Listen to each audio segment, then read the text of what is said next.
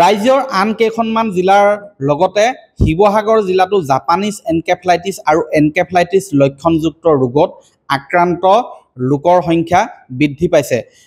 যোৱা মাহত শিৱসাগৰ জিলাত 9 গৰাকী লোক জাপানিজ এনকেফেলাইটিছত আৰু 14 গৰাকী এনকেফেলাইটিছ লক্ষণযুক্ত ৰোগত আক্ৰান্ত হৈছিলে, কিন্তু বৰ্তমান এই সংখ্যা বৃদ্ধি হৈছে আৰু শেহতীয়াকৈ এজন লোক জাপানিজ এনকেফেলাইটিছত শিৱসাগৰ জিলাত মৃত্যুমুখত পৰিছে।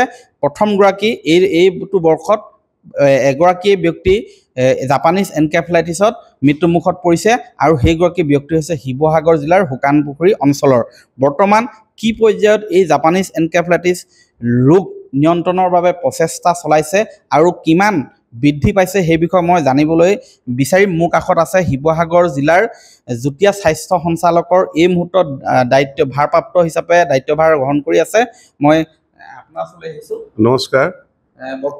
বৰ্তমান শিৱসাগৰ জিলাত এই মুহূৰ্তলৈকে আজিলৈকে আমাৰ 10জন জেই কেছ ডিটেক্ট হৈছে, তাৰে এজনৰ ডেথ হৈছে। তেখেতৰ বয়স আছিল 65 ইয়াৰ্ছ। প্ৰথম ডায়েগনচিছ হৈছে নিউমনিয়াৰ পৰা হৈছিল, তাৰপাছত আপোনাৰ AES আৰু জেই হৈ পেলাই তেখেতৰ ডেথ হ'ল আছাম মেডিকেল কলেজ ডিব্ৰুগড়ত। তাৰপাছত আমাৰ AESটো হ'ল আপোনাৰ জাপানিজ এনকেফেলাইটিছ লক্ষণযুক্ত অসুখত ভুগিছিল 19জন। এই 19জনৰহে 3জনৰ ডেথ হৈছে, এজনৰ ডেথ হৈছে। গতিকে এতিয়ালৈকে আমাৰ ডেথ মুঠৰ ওপৰত এজন। তাৰ কাৰণে আমি যিমানখিনি যাৱতীয় ব্যৱস্থা ল'বলৈ সেই সকলোখিনি কৰা হৈছে। ধৰক স্প্ৰে কৰা হৈছে, তাৰপিছত নেটবিলাক ঔষধিযুক্ত কৰা হৈছে 23,600 ঔষধি আঁঠুৱাখন। তাৰপাছত আমাৰ ফগিং কৰা হৈছে। ফগিং এতিয়ালৈকে 54 কৰা হৈছে। 54 আমাৰ অলপ কম হৈ আছে, কিন্তু আমি যিমান পাৰোঁ সিমান সেইখিনি বঢ়াবলৈ চাই আছোঁ। ছেপ্টেম্বৰ মানলৈকে সাধাৰণতে দেখা যায় জাপানিজ এনকেফেলাইটিছৰ প্ৰাদুৰ্ভাৱ। এই সময়ছোৱাত আৰু আছে আছে। আমি মানে এতিয়া আমি আৰু কৰিম, ফাণ্ডটো আহিছে ইতিমধ্যে, আমি আৰু কৰিম। গতিকে সেইটো আমি প্ৰচেছত আছোঁ, কৰিম। কি ধৰণৰ সাৱধানতা? এই মহটো মানে দিনত কামুৰিলেহে জেই হয়। গতিকে আমাৰ কিছুমান লিফলেট লগোৱা আছে যে দিনত শুলে আঁঠুৱাৰ ব্যৱস্থা কৰিব লাগে। খেতি পথাৰলৈ যাওঁতে দীঘল হাতৰ চোলা পিন্ধি ল'ব লাগে। বাহিৰত ঘৰৰ চাৰিওকাষে পানী জমা হ'ব দিব নালাগে।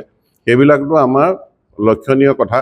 অকল আমাৰ ফালৰ পৰা কৰিলেই নহ'ব, পাব্লিকৰ এৱাৰনেছটো অকণমান লাগে। সেইটো কাৰণে আমাৰ পাব্লিক এৱাৰনেছো আমাৰ কৰি থকা হৈছে, যেনে মাইকিং কৰি থকা হৈছে, এৱাৰনেছ মিটিং পাতি থকা হৈছে। সেই সকলোখিনি আমি কৰি আছোঁ। হয়, ইয়াৰ মাজতে মই পুনৰ জনাইছোঁ, শিৱসাগৰ জিলাত এই পৰ্যন্ত জাপানিজ এনকেফেলাইটিছত 10 গৰাকী ব্যক্তি আক্ৰান্ত হৈছে, তাৰে এজনৰ মৃত্যু হৈছে আৰু 19 গৰাকী লোক AES লক্ষণযুক্ত তথা জাপানিজ এনকেফেলাইটিছ লক্ষণযুক্ত ৰোগত আক্ৰান্ত হৈছে।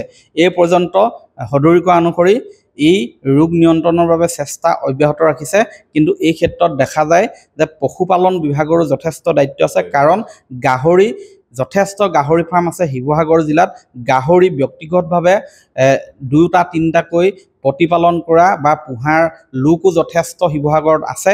গাহৰিৰ পৰা এই ৰোগ যথেষ্ট বিয়পে বুলি সাধাৰণতে কৈছে স্বাস্থ্য বিভাগে। গতিকে গাহৰি যাৰ ফাৰ্ম আছে তেওঁলোকেও অধিক সাৱধানতা অৱলম্বন কৰা উচিত। অনাগত সময়ত লক্ষণীয় হ'ব এই ৰোগ কি ধৰণে নিয়ন্ত্ৰণ কৰিবলৈ সক্ষম হ'ব স্বাস্থ্য বিভাগে। আপুনি বিচৰা বাতৰি পাব কেৱল নিউজ 18 এপত। নিউজ 18 এপ ডাউনলোড কৰিবলৈ স্কেন কৰক এই QR কোড। গুগল প্লে ষ্টৰতো পাব এই নিউজ 18 এপ।